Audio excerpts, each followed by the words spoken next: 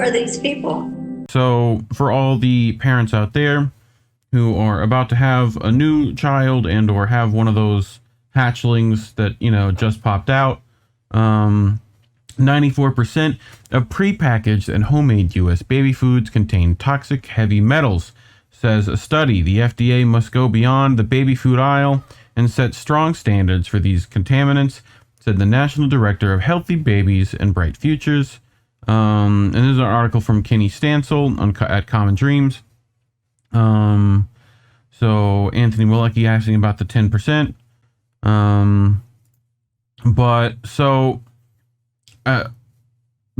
This was apparently already known about, and now this is like kind of class actioning, apparently. So almost all of the baby foods that parents in the United States feed their children, whether purchased at the store or prepared at home, contain detectable amounts of toxic heavy metals that can impair brain development, according to new research published Thursday, which led to renewed demands for improved regulation.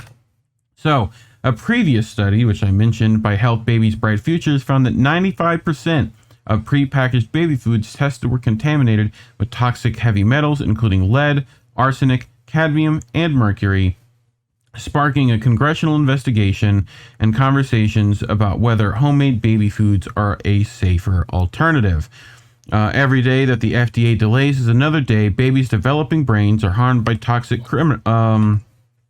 chemicals, right? So in an effort to determine if homemade purees and foods purchased outside the baby food aisle have lower heavy metals than pre-made store-bought baby food, the donor-funded alliance of scientists and nonprofits recently tested 288 foods and examined more than 7,000 additional food tests from published studies. HBBF found no evidence to suggest that homemade baby food was lower in heavy metal levels than store-bought brands.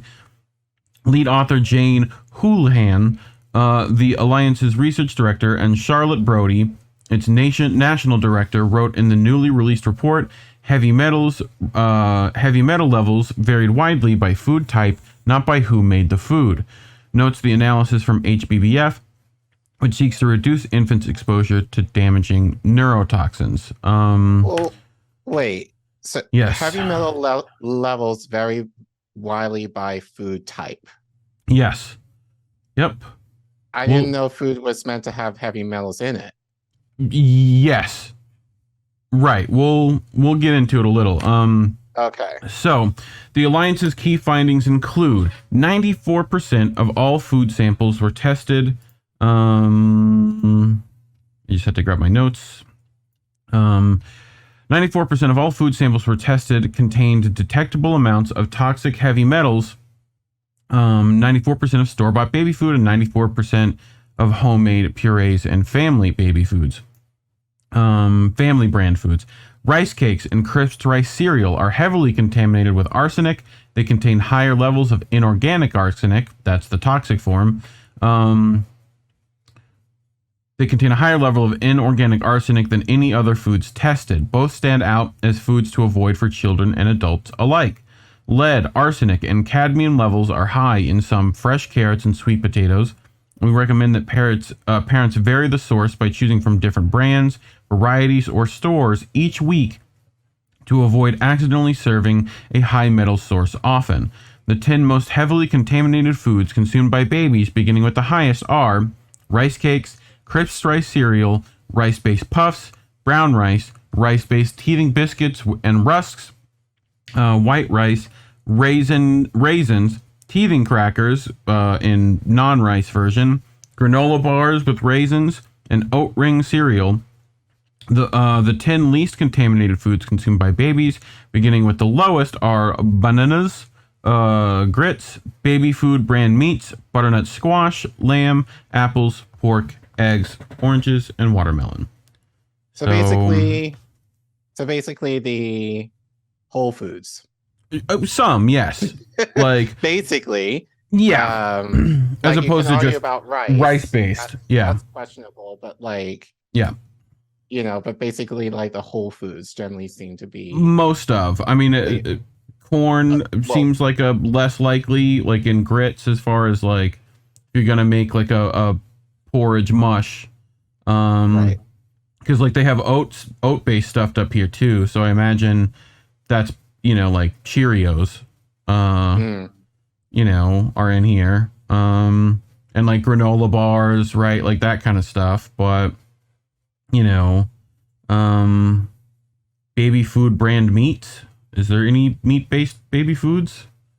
Like the only ones I think of is like the Gerber, like turkey or chicken. Okay.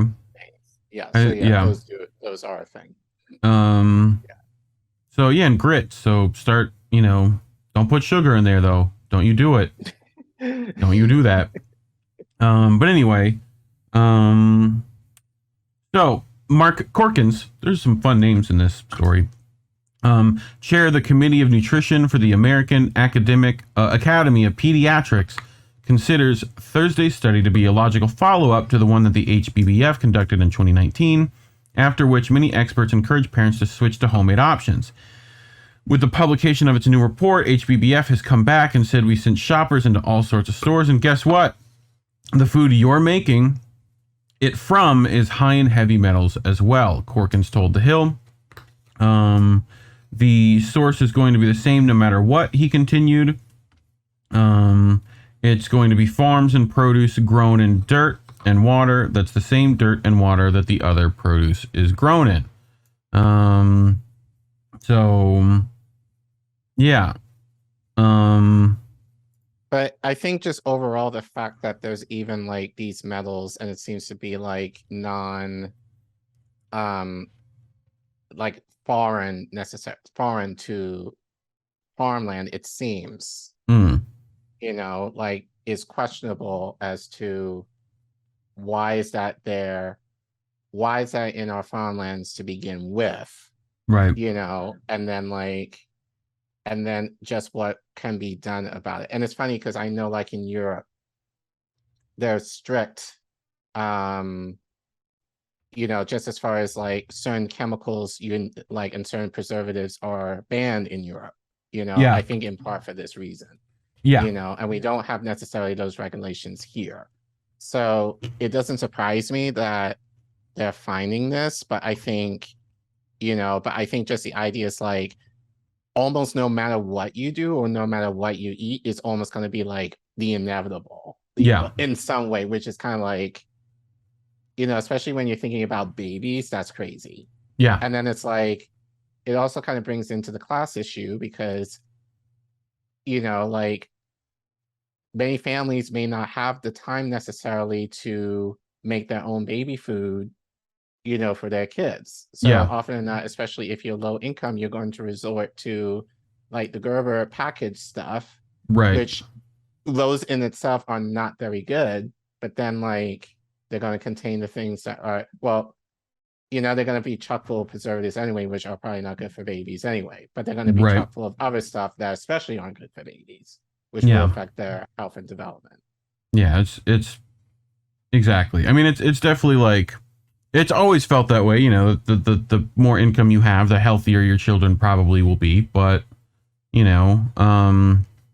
it's just showing that like how much our foods normally are contaminated with poisons, essentially. Right.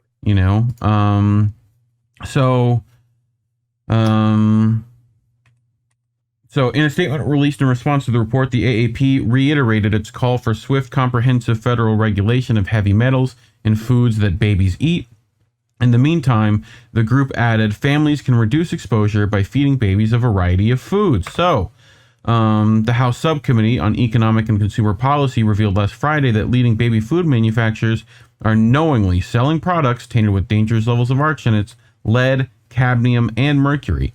Heavy metals that the U.S. Food and Drug Administration and the World Health Organization have declared a human health hazard, particularly for infants and toddlers, who are most vulnerable to their serious, often irreversible, and sometimes deadly effects. To date, however, the FDA has set limits for heavy metals in just two types of baby food: infant rice cereal and juice. The agency's Closer to Zero plan identifies steps the agency will take to reduce exposure to arsenic, lead, cadmium, and mercury from foods eaten by babies and young children to as low as possible. So But as HBBF pointed out on social media, the FDA is moving at a snail's pace to take meaningful action and jeopardizing the neurological development and long-term health of countless babies. So, like this tweet here from the HBBF. Currently, the FDA's deadline to propose draft action levels for arsenic in April 2024. Our study on heavy metals in baby food came out in 2019, and every day that the FDA delays is another day babies' developing brains are harmed by toxic chemicals. Right? And this is the Rockland Times that they're referencing here. And that was they posted that tweet on August 11th. The Alliance has started a petition, which I have that petition in my notes. If I just grab this and put it in the chat below.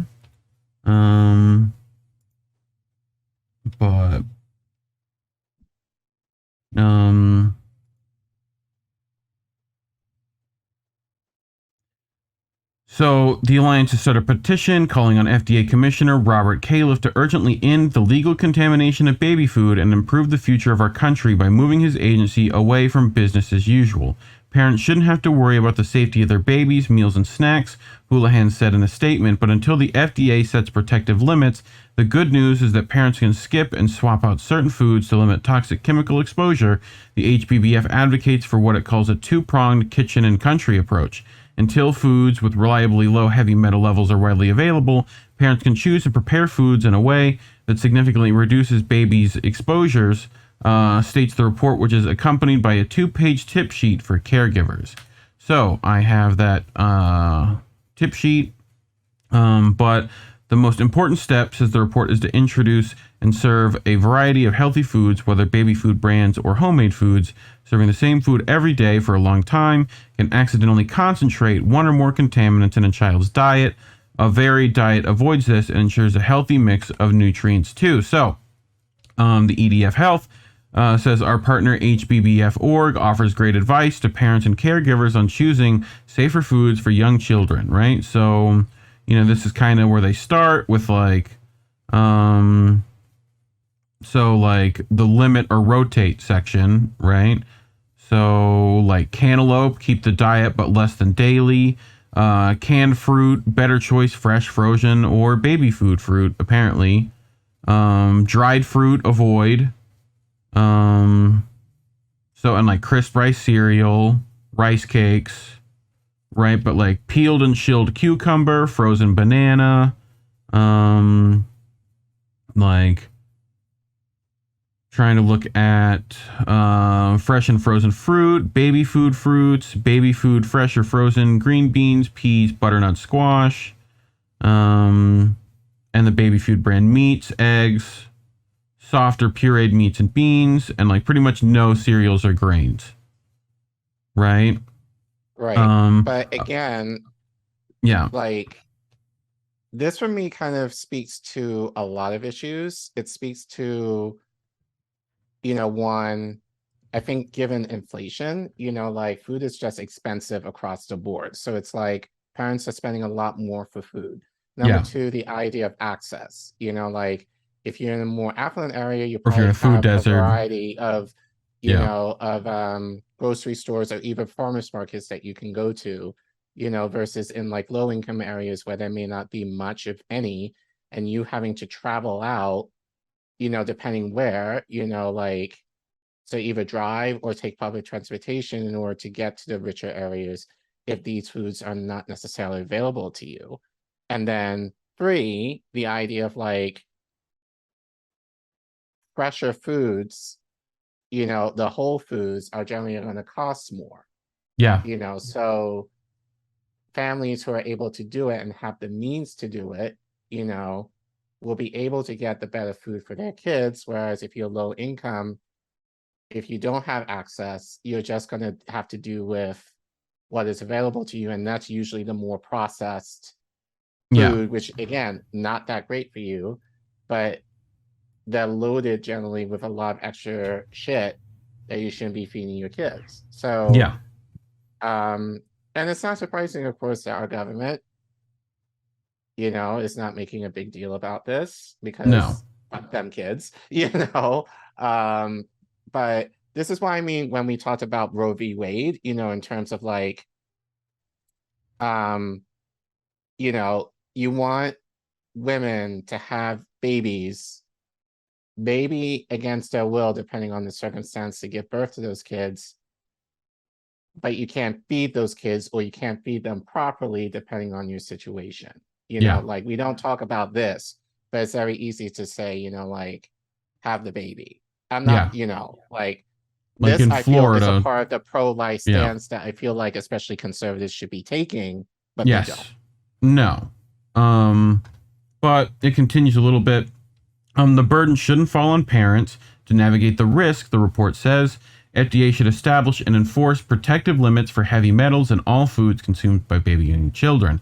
Heavy metal contamination spans all the food aisles of the grocery store. The report points out FDA safety standards must as well. Standards extending beyond the baby food aisle would encompass foods eaten during pregnancy as well, a crucial time for lowering toxic metal exposures.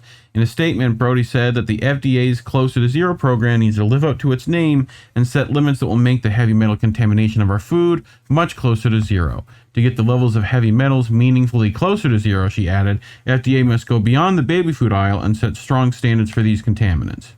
So across the Well, board, pretty much. right, but I think not even, why we just limit it to baby food? I Yes. think why not all food for Right. everybody? Yeah. And also I just had a thought, just I was thinking of, and I'm only relating to this because I actually kind of talked about this with my pre-K class, well, this past school year, just Mm. certain plastics, may be kind of toxic. And Yeah. depending, how they're packaged, even in certain foods could be an issue too, because many foods are typically packaged in plastic. I think it's cheap, but they may not necessarily be the best thing, as far as transporting, or even worse, having it sit in those plastics for however long, depending how long on their shelf before you consume it, can also be a problem too. It's just something that I also thought about. Yeah. That may not necessarily be addressed either. Like it's interesting that like the study had kind of already came out and not much was done, you know, and now it's just like continued to go. Well, it's really food across the board. It just has a problem with, you know. So, but interesting that somebody's trying to speak up and at least educate people on how you can avoid the problem. So, Right. figure Yeah, that's the again, least we could do. So, yeah. um, but Again, it's just too bad that, again, once again, this kind of speaks to class issue in this country that no one is really addressing too hard, or, well, class/economics, you yeah. know? So, Anthony Malecki, microplastics are found in every newborn. Yep. Couldn't agree more.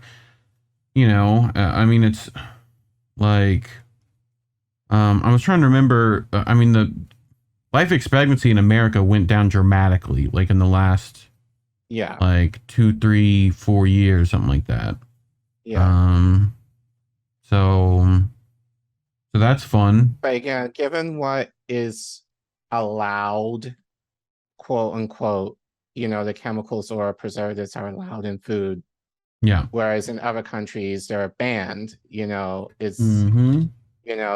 it's not surprising to me. But I think, especially if you're a new parent or about to be one, I think that's definitely something. I don't think we think about it too much. It's just like food is food. We'll just give our baby whatever. Yeah. Not whatever, but I don't think we think about this a lot. Even as far as McDonald's. package, I think just even as far as how you package food, especially after you're done with it, I think it's something that I think everyone should kind of consider doing in terms of like ensuring your health, like especially if you don't want to have any long-term issues like cancer or something like that, which can be Yeah. related to how we're packaging our food too.